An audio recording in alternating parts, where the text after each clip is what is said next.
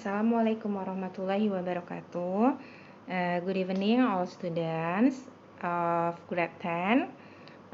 How are you this evening? Okay, I hope all of you are always being healthy. This is our first meeting for studying extra lesson.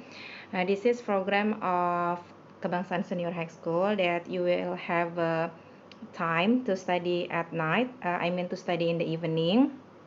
And then for this material in extra lesson, there will be about something that you maybe need when you want to take entrance exam for government school or maybe for state college, state university.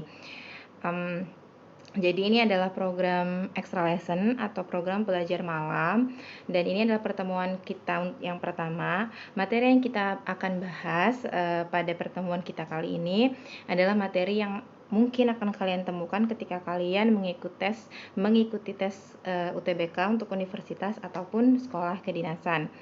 Okay. By making this video, I would like to explain our material more clearly so you can understand well. And then I already provide the Microsoft Word contents. You can save it as your note.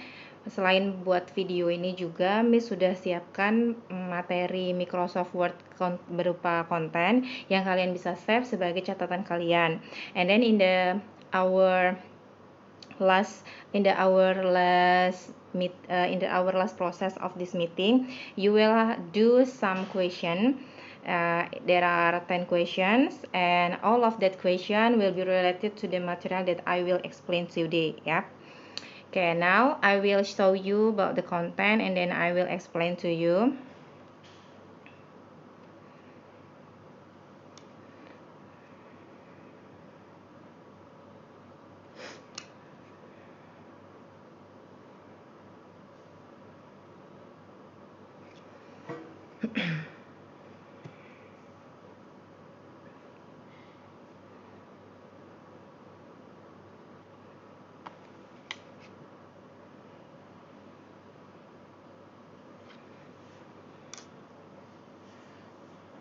Yep, this is your material for this evening. We will study about conjunction atau kata hubung. Yeah. There are many kinds of conjunction in English, and one of them is coordinating conjunction. Jadi kalau di dalam bahasa Inggris itu ada banyak bentuk kata hubung, dan salah satunya adalah coordinating conjunction. We will study all of conjunction, but for this meeting we only focus on coordinating conjunction. Jadi nanti kita belajar semua jenis kata hubung dalam bahasa Inggris, tetapi dalam pertemuan pertama ini hanya fokus ke coordinating conjunction. Okay. Now let's take a look to the definition. Kita lihat ke definisi. Coordinating conjunction are the most popular category of conjunction. Simply put, they bring ideas together. They can join words, phrases, and clausa.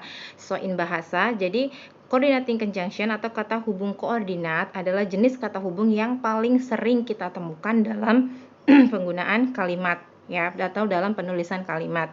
Mereka biasanya menghubungkan atau menggabungkan beberapa ide bersama. Mereka bisa menggabungkan kata, bisa menggabungkan frase, bisa menggabungkan kalimat, ya. Contoh-contohnya misalnya so, for, and, but, ya.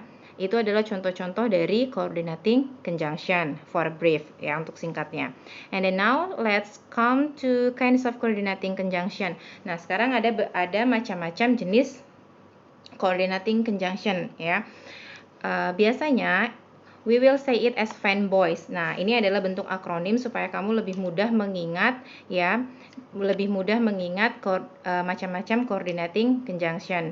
The first one is for, ya, for. Yang pertama adalah for, explain reason or purpose. So when you want to use a for, kalau kamu mau gunakan for to write down a sentence as a coordinating conjunction, it is explain reason or purpose. Jadi dia menjelaskan alasan atau tujuan. For dalam bentuk coordinating conjunction bukan berarti untuk, tetapi berarti karena. Remember, for in coordinating conjunction doesn't mean untuk, but it means karena. For example, I go to the park every Sunday, for I long to see his face. It means Saya pergi ke taman setiap hari Minggu. For I long to see his face. Karena saya melihat wajahnya. Gitu. Jadi bukan untuk, tetapi diartikan sebagai karena. Oke. And the next, we continue to and, ya. And adds one thing to another. And dalam bahasa Indonesia berarti dan. Ya, jadi and ini digunakan ketika kamu mau menambahkan satu jenis benda atau satu jenis kalimat lagi ke dalam kalimat kamu, ya. And menghubungkan yang berbentuk positif. I like to read and I write faithfully in my journal every night. Okay, look here, saya suka membaca dan saya menulis semua pengalaman saya dalam jurnal setiap malam. Jadi, ketika kamu mau menuliskan suatu hal untuk menambahkan kegiatan dalam satu kalimat, kamu akan menggunakan and. And then the third is nor. Nor used to present an alternative negative idea to an already stated negative idea. So nor is actually a little bit same as and. Jadi nor ini sebenarnya sama dengan and, ya, karena dia fungsinya untuk menambahkan. Kalau and tadi kamu menambahkan kalimat yang bentuknya positif idea, tapi kalau nor ini kamu menambahkan ide yang berbentuk kalimat negatif, ya. And then now let's look here for the example. I neither love nor hate to watch TV. Saya tidak juga suka, tidak juga benci menonton TV. Jadi kedua hal ini sebenarnya adalah ide yang berbentuk negatif. Tidak suka, tidak juga benci untuk menonton TV. Kenapa kalau kamu menggunakan nor, dia harus dihubungkan dengan neither karena ini berupa pasangan. Or maybe but sometimes you will show nor only without neither. Ya, but commonly, tapi umumnya itu neither digabung sama nor. Okay. Then now let's continue to the fourth coordinating conjunction. It is but. But so contrast. Jadi ini untuk menunjukkan suatu perbedaan, so contrasty. For example, television is a wonderful escape, but it interferes with my writing. Artinya, televisi adalah perlarian yang sangat menakjubkan, tetapi ini dapat mengganggu saya dalam menulis. Iya. Jadi satu kalimatnya berisi ide positif, satu kalimatnya berisi ide negatif. Kamu dapat menggunakan kata hubung but. And the next or. Or is present an alternative or a choice. Jadi kamu akan menggunakan or atau dalam bahasa Indonesianya berarti atau ketika kamu mau menampilkan alternatif atau pilihan, ya. Would you rather read a book or watch a good TV show? Akankah kamu lebih memilih membaca daripada menonton TV, sebuah acara TV yang bagus? Jadi ini untuk menyatakan pilihan. Another example, would you like to accompany me or accompany Doni, for example. Jadi dia memberikan pilihan, mau nemenin saya apa nemenin Doni. Or the other example, if you wanna give a choice. Ketika kamu mau ngasih pilihan, kamu akan menggunakan kata or. Yeah. And then the last one, it is yet. Yet introduce a contrasting idea that follow preceding ideologically similar to but. Jadi si yet ini sebenarnya mirip-mirip sama but, mirip-mirip sama tetapi, ya. Tetapi dia lebih menampilkan ide yang lebih logis, ya, logically. Dia memberikan ide-ide yang lebih logis daripada but. Sama-sama menuliskan beberapa hal yang berbentuk kontras atau perlawanan dan perbedaan. Ya, jadi yet di sini bukan berarti belum.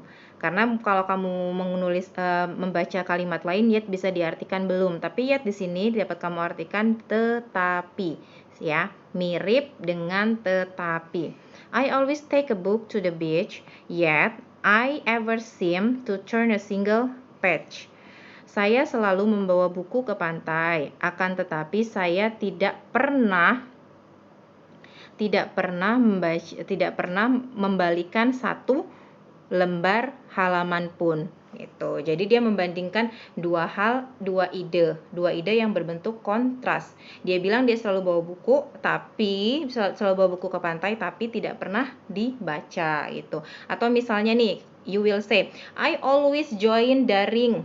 Saya selalu ikut daring. Yet I never write anything, tapi saya nggak pernah nulis apa-apa. Nah, seperti itu contohnya juga. Saya selalu ikut daring, tapi nggak pernah nulis apa-apa. Berarti nggak pernah kumpul apa-apa. Jadi membandingkan dua ide yang bentuknya kontras. Oke. Okay. Then now let's continue. To so, ya. I'm sorry, the last one is so. So indicates effect, result, or consequence. Jadi kalau kamu menggunakan so dalam bentuk kalimatmu, dalam penulisan kalimatmu, ini mengindikasikan atau merujuk kepada akibat, hasil, ataupun ataupun konsekuensi. I like to read, so my grammar is always on point. Saya suka membaca, makanya grammar saya selalu nilainya baik gitu. Atau misalnya kamu bilang, I like to do exercises every morning. Saya selalu berolahraga setiap pagi. So I have a healthy body. Jadi saya punya badan yang sehat. Atau misalnya kamu bilang, I always take care of my face. Saya selalu merawat wajah saya. So I have a glowing face. Jadi wajah saya glowing, ya, berkilauan. That's the kind of example. Jadi menyatakan akibat, menyatakan hasil, atau menyatakan konsekuensi, ya. Now the using comma with coordinating conjunction. Jadi kalau ketika kamu menuliskan coordinating conjunction, kamu akan memberikan koma setelah klausa pertama menuju ke klausa kedua sebelum coordinating conjunctionnya. Kamu akan menuliskan koma. Why? Look here in the blue colors. Lihat yang di blue colorsnya, yang berwarna biru. If a coordinating conjunction is joining together two independent clauses, it need to have a comma with it. Jadi ketika kamu menuliskan kalimat menggunakan coordinating conjunction untuk menghubungkan dua klausa independen atau dua klausa yang bisa berdiri sendiri. Klausa yang berdiri sendiri artinya klausanya punya subjek, punya predikat, dan punya objek. Ini disebut klausa independen. Ya, maka untuk menghubungkan kalimat ini sebelum kamu menuliskan coordinating conjunction-nya, kamu harus menuliskan koma. Ya. Let's see the example. I use but here. Miss gunakan kata but di sini. Television is a wonderful escape, but it interferes with my writing. Because in the first clause, television is a subject, is a to be is also verb. Jadi is to atau to be itu juga termasuk verb. Jadi ada subjek, ada verb, ada keterangan. There is a complement. Ya, there is a not complement, complement. Ada pelengkap. But coordinating conjunction, it interferes with my writing. It-nya di sini adalah subjek. It ini merujuk kepada television, ya. Interferes. Interferes my writing, okay? Because there are two independent clauses, they must be joined together by a comma and a coordinating conjunction. Jadi kalau diingat-ingat ya, so please remember, if you wanna join it to independent clause, put comma before the coordinating conjunction word. Jadi sebelum kata hubungnya, kamu tempatkan koma. Karena kalimatnya adalah karena klausanya adalah klausa independen. Okay, for the number 4, can you begin a sentence with coordinating conjunction? Mungkin kamu pernah melihat ada beberapa kalimat yang diawali dengan coordinating conjunction. Ada beberapa kalimat yang akan diawali dengan kata hubung koordinat, misalnya for, and, yet, but, ya. Ada yang mengatakan bahwa itu adalah peraturan yang salah, tetapi sebenarnya tidak. Kamu boleh menggunakan hal tersebut atau kamu boleh menuliskan coordinating conjunction di awal kalimat. Kenapa? Karena kamu ingin membatasi kalimat yang ingin kamu ucapkan atau bicarakan. For example, we can reverse, kita bisa balik kalimat yang contoh di sini. Kamu akan tuliskannya di awal. For example, I always take a book to the beach, yet I never seem to turn a single page.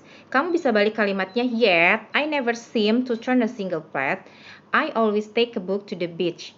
Boleh. Kamu boleh menuliskan coordinating conjunction-nya di awal, tetapi tidak umum atau jarang ditemukan dalam bentuk kalimat. Okay? That's all the material for this evening. I hope you can absorb my explanation well, can understand well, and then don't forget to have a note of this material, or maybe you can copy it, you can print it. When you don't want to write it, boleh deh di copy atau di print, meskipun kamu tidak mau menulisnya, but I hope you will have it, and then do your exercise it, ya. Okay.